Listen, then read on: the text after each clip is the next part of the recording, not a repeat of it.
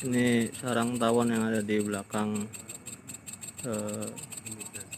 imigrasi, kantor imigrasi di belakang musolanya. Dia bersarang di sela-sela tembok perbatasan antara imigrasi dan perumahan. Ini lubangnya ya, ini nempel ke pohon rambatan, ini pohon dolar. Semua akarnya nyatu sama sarang ini, jadi sedikit gerakan mereka keluar semua.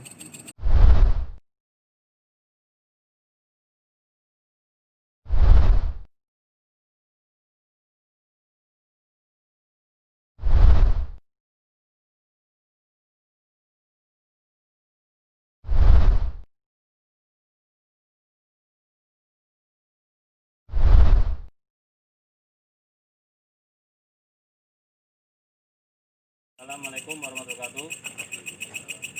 Jumpa lagi sahabat Satria Biru.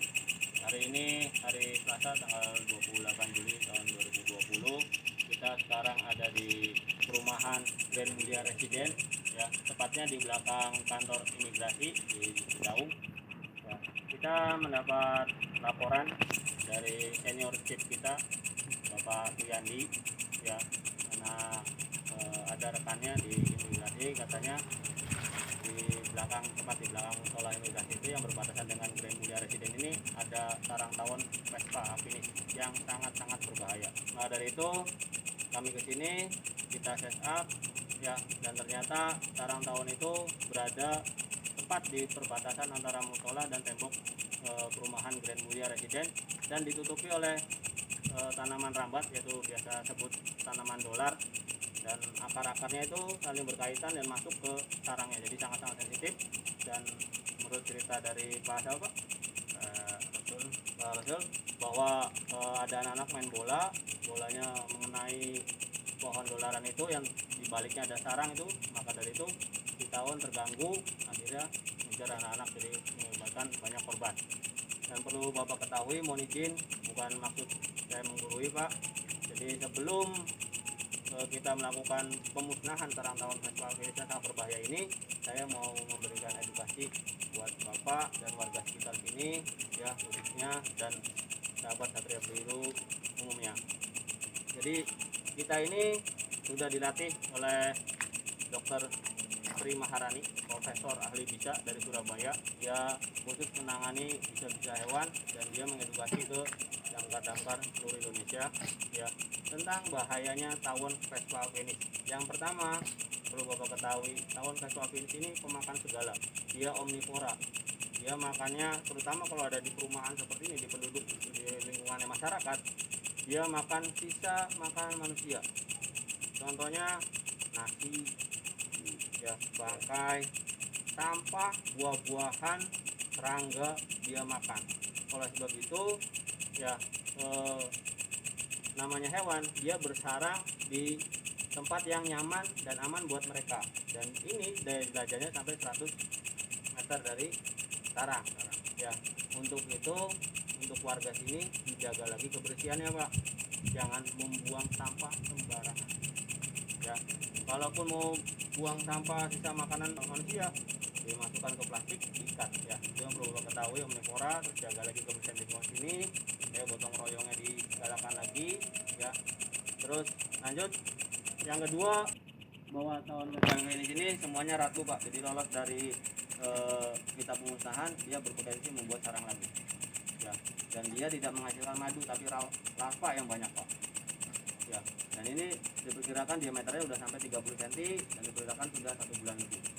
Jadi kalau dibiarkan saja, ya, ini bisa sampai panjang, sangat berbahaya.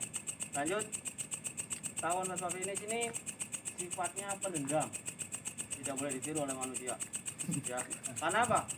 Sekali dia diganggu, sengaja ataupun tidak sengaja, ya, kalau main bola berarti nggak sengaja tuh Pak, karena nggak tahu ada sarangnya. Nah, itu diam aja, 2 kali nyerang baru. Karena apa? Karena dia itu ketika dia sarangnya diganggu, kecil apapun kita mendekati dia tuh yang menggerakkan sarangnya, makanya saya lebih hati-hati. Kenapa sih? Kok nggak langsung ke itunya, nggak langsung ke sarangnya? Nah, kenapa kita lebih hati-hati? Kenapa? Ya itu sarangnya itu menempel pada pohon dolaran yang saling berkaitan semua ini. Nih, saya megang bawah aja dia udah. Jadi pelan-pelan. Jadi memang kitanya harus kalau namanya prosedur kita dalam rescue itu amankan diri, amankan lingkungan, baru aman korban. Kitanya rescue-nya harus aman dulu, Pak. Ya, yang penting safety dulu aman. Udah aman, baru kita lakukan eksekusi. Ya, dia sifatnya penendam, ya pas ke 2 kali dia serang atau 3 kali serang, dia langsung kejar. Sampai bapak nyelup di ember apa ditungguin.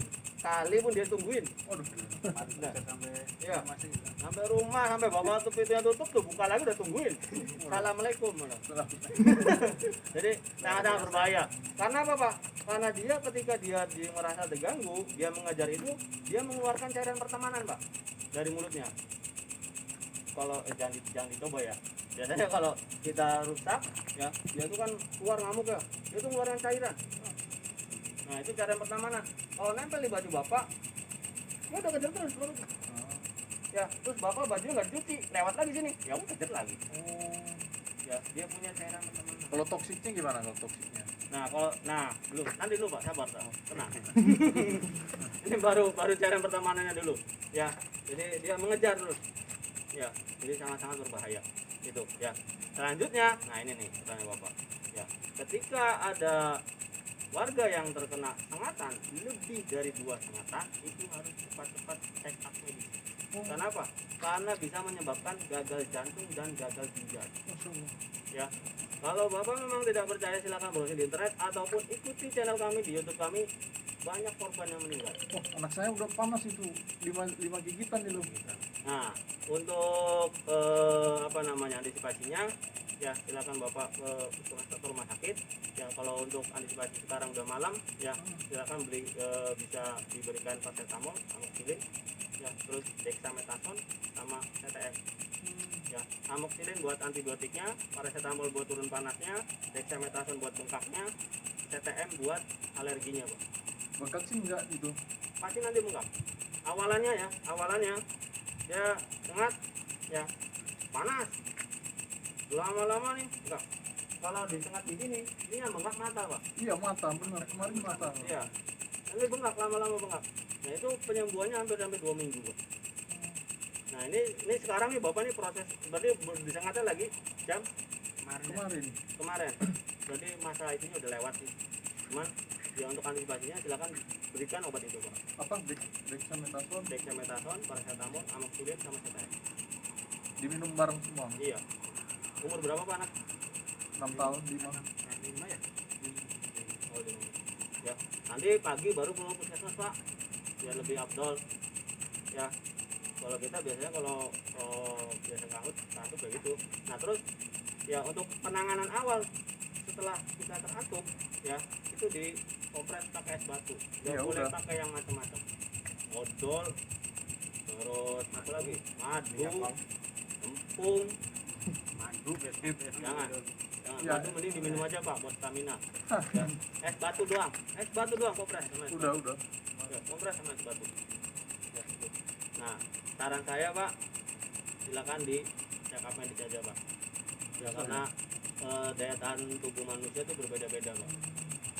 Saya aja udah nanti antukannya itu biasanya dia meninggalkan bekasnya nggak akan hilang sampai biasanya ini udah lama nih hilang di kepala ya dulu tuh. Nah sekarang setelah dokter Marani datang kita diedukasi, kita tahu kelemahan mereka. Ya saran saya bawa ke rumah sakit Pak, kalau nggak puskesmas diperiksa ya untuk besok paginya Pak. Ya berapa kali Pak? Hah? 2 kali. Pertama sekali. Satu dapat gigitan. 2 kali itu. Kemarin 5 kali. 5 gigitan. Ini gigitan kedua itu 5 kali jatuh si anaknya. Oh, ya sama dikejar terus. Ngajar terus tuh ke pertemanan, jadi sangat-sangat berbahaya. Ini nggak bisa dianggap sepele karena korbannya banyak Pak. Banyak, Bapak bisa lihat di berita-berita. Tawon Vespa ini. Dan sebenarnya mereka ini habitatnya di hutan. Entah kenapa mereka nyari makan ke pemukiman. seperti itu Pak. Ya itu yang bisa saya sampaikan. Nanti kalau ada yang terantuk, yang pertama yang kalau ada lihat sarang tawon vespa ini seperti ini, yang ciri-cirinya dia berdarah seperti ini, terus di abdomennya atau di belakangnya ada cincin kuning. Nah itu sudah pasti tawon vespa ini. Kalau udah tahu ada sarang tawon itu jangan diganggu. Terus kalau terpaksa pun nanti tidak kantuk, dikompres pakai batu terus minum obat. Terus untuk puskesmas seperti itu Pak ya. Nah sekarang kita ada di peleton 3 dan regunya regu 7 ya, dengan danrunya Bapak Rahmat Hidayat. Nanti ada anggotanya Pak Asep ya, akan melaksanakan operasi pemusnahan ini ya. Sahabat pilotnya Satria itu udah Biru, nggak terasa lagi, jangan yang lupa kelihatan itu. tonton terus Jadi kegiatan fokus kita kami, pindah. ikuti kegiatan kami dalam melaksanakan tugas-tugas untuk memberikan kenyamanan bagi warga Kota Cirebon khususnya dan warga sekitarnya pada umumnya ya. Tonton terus channel YouTube kami, jangan lupa like dan subscribe-nya di Damkar Kota Cirebon, dan ikuti kami follower di Instagram kami damkar_Cirebon. Damkar Kota Cirebon jaya.